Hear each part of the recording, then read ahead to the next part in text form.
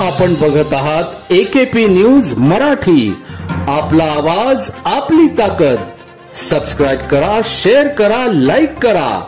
AKP news Marathi.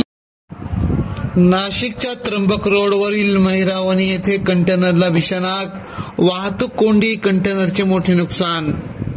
नाशिकच्या त्र्यंबक रोडवरील महिरावणी परिसरात सुमो हॉटेलजवळ आज 12 मार्च 2025 रोजी दुपारी 2:30 वाजेच्या सुमारास एका कंटेनरला भीषण आग लागल्याची घटना घडली.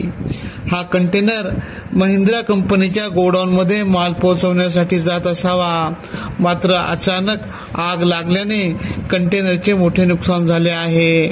या आगीमुळे काही काळ त्र्यंबक रोडवर मोठी वाहतूक कोंडी निर्माण झाली होती.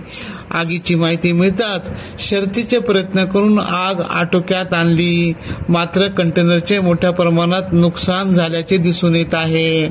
या घटनेने खरे कारण अद्याप अस्पष्ट असून संबंधित यंत्रणा त्याचा शोध घेत आहेत.